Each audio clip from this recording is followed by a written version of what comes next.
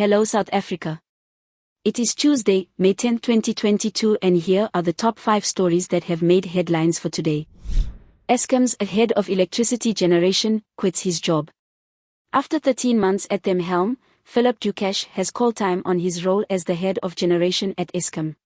The extremely demanding job has taken its toll on the veteran executive, who will now put his health first. Rhulani Mathebula will replace the outgoing energy expert at the end of May. Dukashe has also signaled that he will be spending more hours with his family while reprioritizing his leisure time with work responsibilities. A statement was issued by Eskom spokesperson Psychonathi Manshenshe earlier this afternoon, confirming that the top official would now abdicate his responsibilities to his teammates. Eskom to implement Stage 2 load shedding from 1700 hours on Monday. Eskom announced that it would implement load shedding from 1700 hours on Monday, May 9.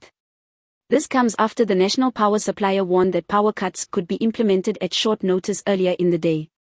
Eskom said Stage 2 load shedding would be implemented between 1700 hours and 2200 hours on Monday because the national power system is severely constrained. In the earlier statement, Eskom said the power system would be particularly vulnerable during the evening peaks. Shut the hell up, Tito Mboweni snaps at Rhulani House. There's certainly no love lost between former Finance Minister Tito Mboweni and former Umkhonto we Sizwe military veterans, MKMVA, spokesperson Rhulani House, that's for sure. It is no secret that both are very vocal on Twitter, which is where a heated exchange took place between them. Mboweni recently called House out for his endless tweeting about the politics which unfolded during the ANC Eastern Cape's elective conference this weekend. House slammed the ANC for its handling of the conference and even highlighted the factionalism plaguing the event. Young father shot and killed on N4 in front of baby and wife.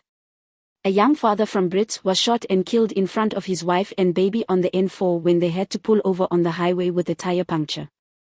Wandre Kitson, 25, from Brits was shot in the head and killed, while his wife Joanette was shot and injured on the Bekwina N4 on Saturday night. Police in Cape Town are trying to find this baby snatcher. SAPS have issued a police identikit of a woman they believe kidnapped an infant child last week. The incident took place outside of a shop in Bishop Lavis, Cape Town, and the hunt is on for the alleged baby snatcher. According to police spokesperson Sergeant Wesley Twig, the baby was left with the woman on Saturday, April 30, 2022, while the mother went into a retail store. When the mother returned, the woman and the 2-month-old baby were missing. A large-scale manhunt has now been launched. Please subscribe for more news updates. This is Leah for the South African.